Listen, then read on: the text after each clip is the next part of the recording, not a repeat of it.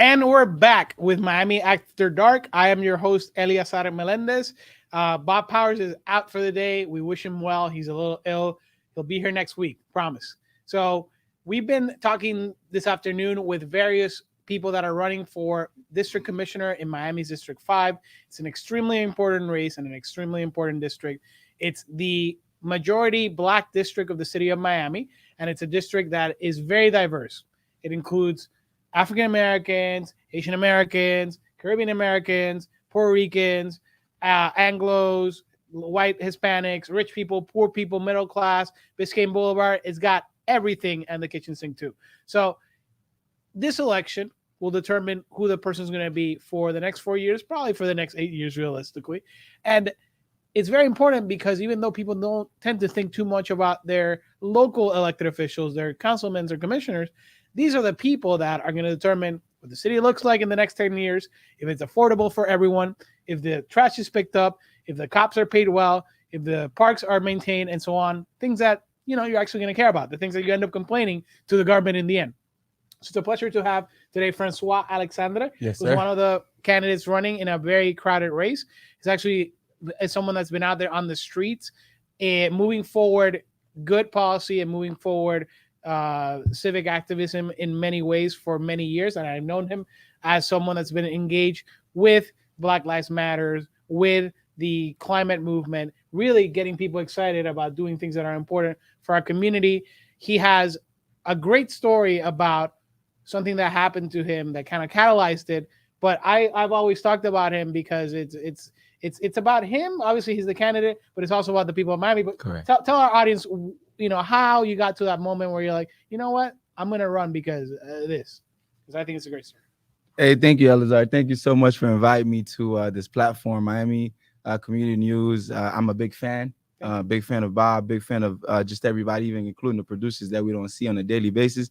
But appreciate you guys for having to be here and welcome me on this platform. Well, it was a threshold, Eleazar, to be honest with you. But having to be on the ground so much, connecting with so many organizations such as the labor union or the nonprofits such as FARM, Dream Defenders, Catalyst Miami, all of it. They're doing great work, and I promise you. But I believe that Miami District 5 itself needs a win so much that I had to step back and look at what's going on, evaluate some of the policies or what we're advocating on, knowing majority of the time what we're advocating on never really gets passed. Sure. And I just thought that I just really got frustrated with not getting answers, not just getting answers for the work that we were doing collaboratively, but not getting answers for somebody like me who has never been to jail before, but got beat up by the police in 2013 in front of my house when I lived at the Biscayne Towers, racially profiled for a Miami Heat game. And I just looked at that as a reason for the change that Miami needs to see by ushering a new dawn and a new beginning and bridging the community to better government. And I believe that, I might be in terms of this is my first time running for office, but I do have the experience in that, in terms of, like, as you stated, working with community and also the education to back it up. I graduated here at a local university, FIU, International Relations, and a minor in communication. So I took those skill sets to community right after I got beat up. I got beat up by the police. 9 of them beat me up. And, my city of Miami really thought that they just beat somebody who may not never want to stand up for themselves. Correct. Right. But they were wrong. That's what happens. That's why it is allowed to keep going on, because the assumption is, well, we'll just get away with it. Right. And even if we don't, what can they do to us? What's right. the worst that can happen? There you go. So that fear itself has been able to stabilize and put people at a dormant perspective, even a step up. Right. I'll even go as far as to say this, that because of what happened to me and the lack of people who are standing up for justice, I would say that and a black man in the city of Miami, when it comes to the law, has no support. And I guess it's because of the years of impact of that trauma of being dormanted. Correct. And not be able to uplift ourselves and really gather ourselves for our own self-determination when it comes to District 5. And right? I'm sure many of the residents feel that way and Correct. and have joined Correct. that. Let me ask you this. You are I would argue, the most prominent Asian American candidate out of the many candidates that are running Mhm. for District 5. I would say that, well, we've had 4 people. There's maybe 5 people that probably have a chance in this Mhm. race. You're one of them, and you're the only Haitian American in that 5 that I would qualify. How has that informed the way you campaign and the way you reach out? Obviously, you can speak in Mhm. Creole, and you can go to places that perhaps some of the other candidates cannot directly. Mhm. But also, like, how has that informed your perspective? Because you're campaigning in a very diverse district. Mhm. Well, and, just the other day we went out and we took a picture. For you all that's not following Vote for Francois, please do so. Follow Vote #4 Francois on all social media. And also you can email us at voteforfrancois@gmail.com. And the reason why I brought this up is because we just posted a photo. And if you looked at the photo, you would see the diversity within the photo. Just like me, Eleazar, Yeah. I have never done anything that's not inclusive of what Miami looks like as far as diversity.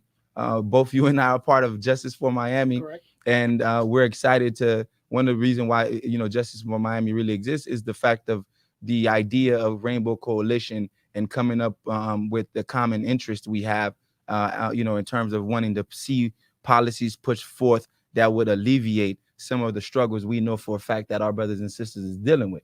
So um, for me, looking at this situation, we make sure that we are speaking to our people in Creole, we are speaking to our people in Spanish, we're speaking to our people in English, and one of our co-founders right now is Puerto Rican. For Conscious Contractors is Puerto Rican and living in China. So the Mandarin Oh wow, aspect, you yeah, got you got a lot. You got a lot going on. That's of awesome. course. So the Mandarin aspect, and we've seen this happening, right? Yeah. Especially as Miami become this world-class city, that there are a lot of other investors, and of course, we're making spaces for Mandarin to be part of the language. So it's important. So we're ahead of that as well. So I'm just really excited to be in this position in terms of putting my name in the ballot, because all it does is it allows me to do things that I was doing before at a very micro level, wanting to help the community overall. I Because have been a witness of you being in the struggle and moving forward against injustice, and yes, sir. so I can say that I've seen you do that for sure on a personal level. One of the things that people are probably struggling more with most right now Mhm. is the ability to pay rent. Housing Yes. affordability is not where it needs to be in the city of Miami. There's a study that came out that showed something like 17% increase on Mhm. average for apartments in the past 6 months. There you That's go. hundreds of dollars more that people are paying Mhm. when their salaries are not going up by hundreds of dollars a month.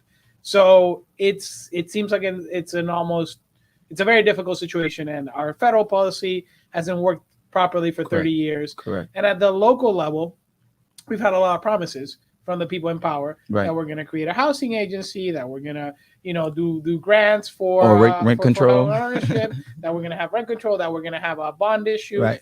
and things are moving, or perhaps they're not moving quickly enough. Right. So, what are you hearing? What are you proposing, and how are you going to get it done So for I housing affordability? So for me, you're right. There was a bond that was passed, 100 million just going to affordable housing, and you're right about the time frame from 2016, and now we've yet to see where that money is going. We know that FIU has done a study on affordable housing, and also FIU has done a study, a cry to the commission board to keep and preserve the communities that is vibrant, that has give Miami its colors, as opposed to this transplant transient aspect that we are now seeing. We're not saying that nobody's welcome. I think majority of people are coming into Florida is to be part of Sure. Miami, is to be part of the culture that is Miami, that culture that we know. Either here or Orlando, and it's a lot better here. Right, a lot closer. You have Little Havana, you have the Colombians, you have the Haitians, you have so many of what makes up Miami. And if we're not careful on how we develop going into this world-class city, that we'll lose the essence and the vibrant of what makes Miami Miami. And in particular, you look at what our brothers and sisters have done here since the Bahamians has come to shore to help funded this city. District 5 is in danger. District 5, in terms of, there's an emergency in District 5. And that emergency is the development and the lack of inclusivity that is happening when it comes to developing District 5. So I'm all for the preservation of Overtown, Liberty City, and so forth. And I'm also all for what we call development and inclusive building, and having to make sure that our buildings are actually reflect what the community looks like. So you would go for the inclusive part of zoning and making sure that you Yes, have different scales of earning and affordability and of what. course. I Why do mean, you think that hasn't happened already? I mean, people are yelling for it. well, one thing is I just think that we haven't been able, there hasn't been any excitement in Miami. You're looking at Florida, and Florida being part of the South, we're a lot slower than folks that are coming from New York. Everybody's coming here trying to, wanting to make Florida more progressive, but you can't get rid of the people here fast enough, right? So you thinking that you want to replace them with progressive people, and we're not doing our due diligence. We're not educating the people. We're not trying to even figure out what is that trauma, what is that mental load that is not allowing you to develop, to be progressive, to have your own self-determination within the democratic process. I think that we need to do our job. The nonprofits, who's been doing a great job, I feel like can definitely step it up when it comes to promoting self-determination within these communities that we now have been identified, marginalized, underserved, low income. Those are part of the problem that doesn't allow you to see the light of day when it comes to developing your own community. So for me, I just think that as we set this train on towards the progressive rail, we need to be able to have progressive representatives, right? Right. So we need to make sure that the dais that we have now is not a shenanigans, or it's not, Yeah, exactly. it's not a shenanigan, or at this point in time, you have the residents of Miami not respecting the power of government, because every time they go to the city of Miami for a meeting, they can't get nothing done because people are arguing over each other. Let's talk about that, because you hit on a very important point, which is this. We have had at least 3 meetings in the past 2 years that have essentially been stopped, Right. because the commissioners could not get along with each other. Mm-hmm. It's gotten better probably in the last few months. It was Mhm. really bad probably maybe a year and a half ago, Yes. right before COVID. And the reality is, when that happens, the people's business didn't get done Right. because of egos, and because people just wanted to say that they could piss farther than the other guy, right? That's right. And in a way, those people are still there. They still have the big egos. They Mhm. still have the fights and the name calling. So why in the hell would you want to join them? Well, that's the problem. I'll tell you what, man. The idea of running on a platform saying ushering a new dawn, a new beginning, that is to ignite people to take an interest in what tomorrow has to offer, as opposed to looking back in the past. We all can't. I normally call this the Mugabe effect, in terms of being in power for so long until you go into your grave and not realizing that. A reference from Robert Mugabe, who Yes, was sir. the president of Zimbabwe for a long time.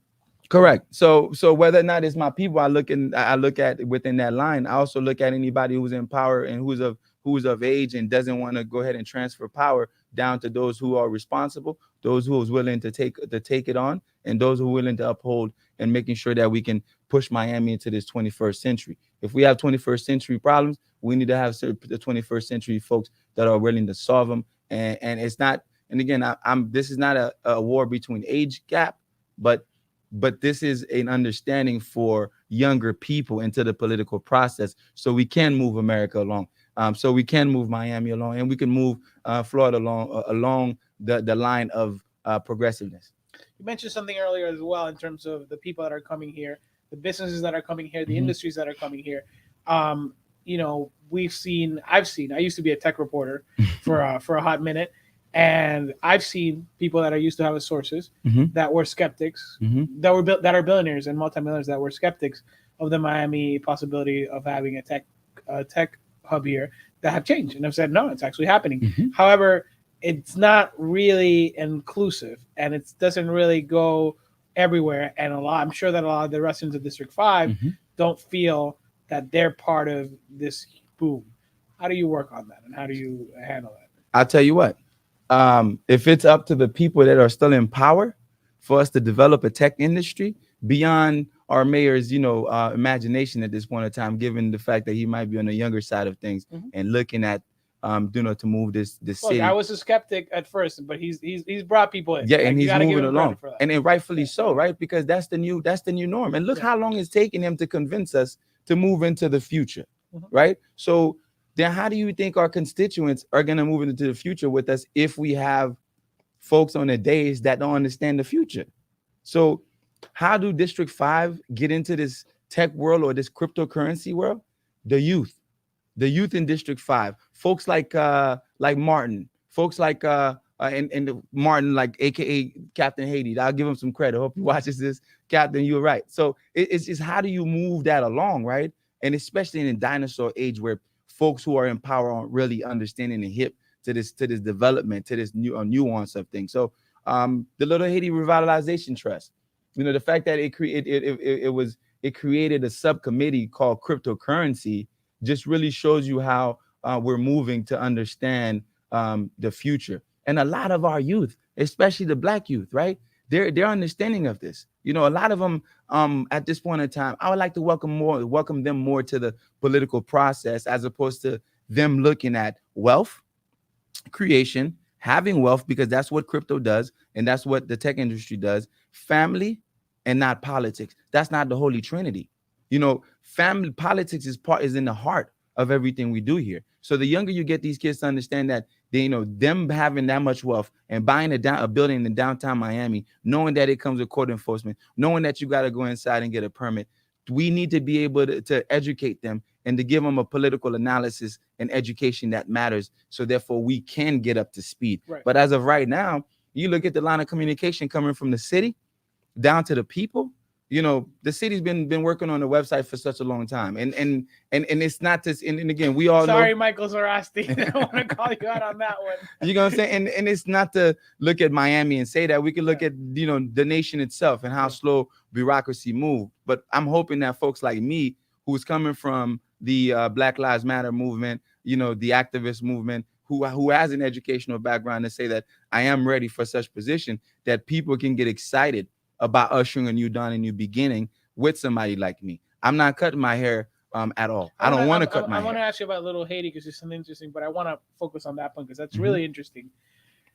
Miami is tough for activists. That's right. And they tend, especially certain portions of the population, tend to distrust people that are out in the streets trying to make change. And they the problem. Part of the reason why we have the politicians we have is because people keep putting them in there. Right. So how do you convince people that while being an activist and while being someone that is passionate and doing stuff in the street, that you can actually make that work like they have in other cities at the level of an elected official? So the problem with Miami is just the fact that it's South. Like, let's be for real. This part of Jim Crow South, right?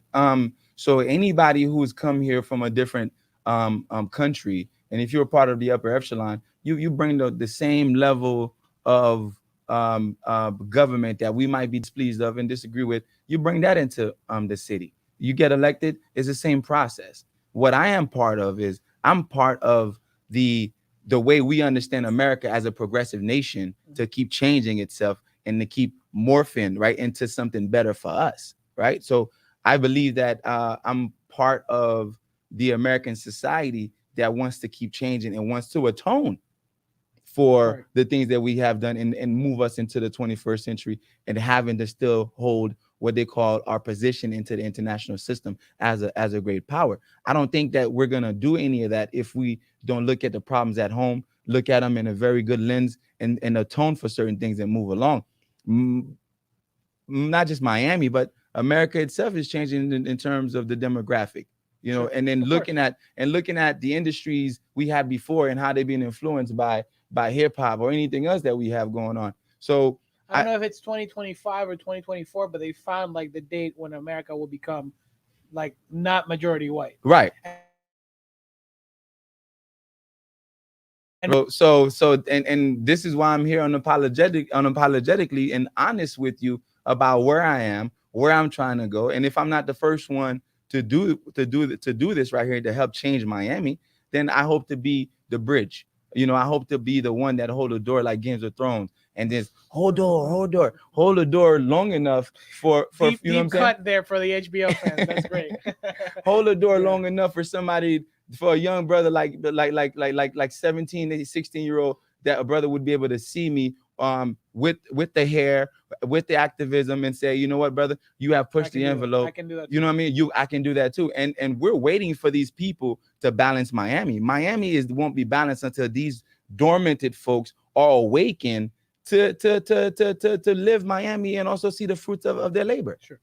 Let me ask you, you mentioned Little Haiti and the Revitalization Trust. Yes, I know sir. You've been extremely active in advocating for there issues regarding development deals and getting community benefits and all that.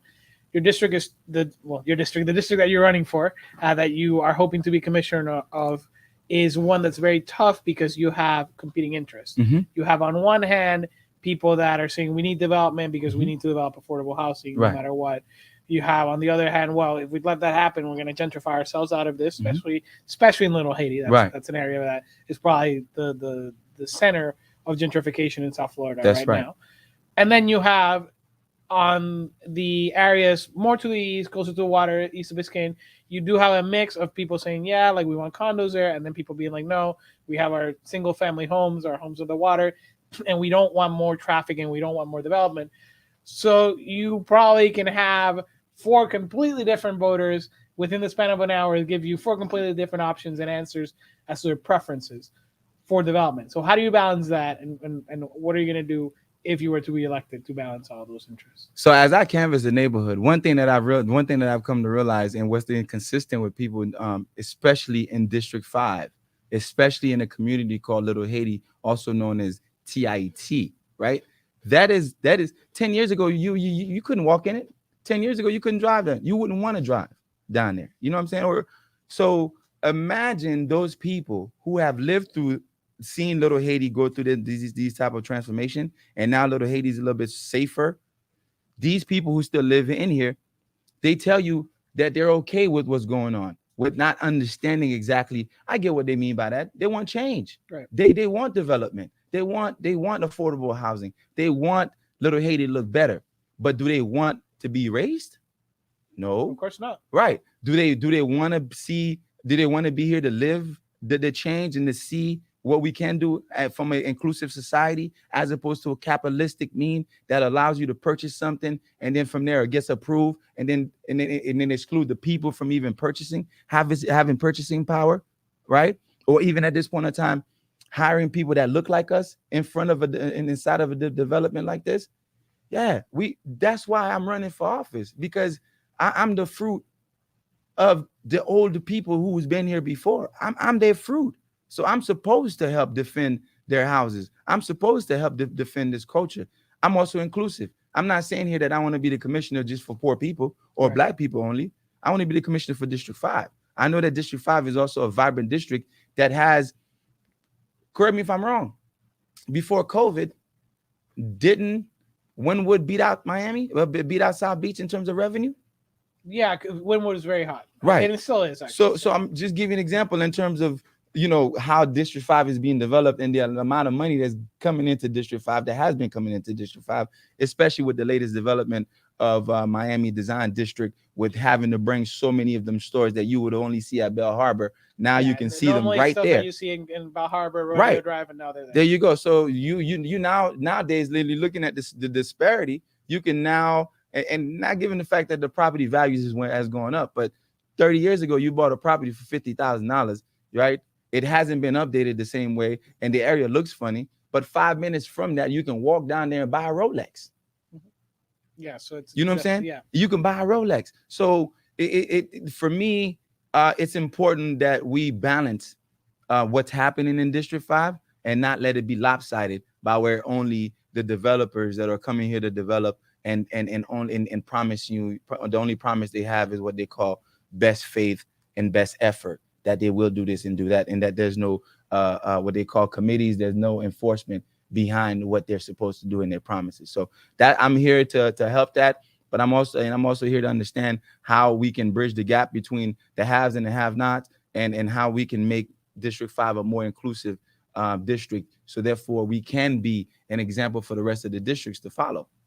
That's great. Francois Alexandre is running for city commissioner in District 5. The election's November 2nd, but people are going to start getting their ballots in the mail October 5th, so about a month before. That's right. And that's just a few weeks away, folks. This is a very important election, so make sure that you find out more about the candidates. You have a website or Facebook that people can go to? Yes, sir. So vote for Francois. Vote number 4, Francois, at gmail.com. Vote number 4, Francois.com. Click on it. Research it, and leave comments.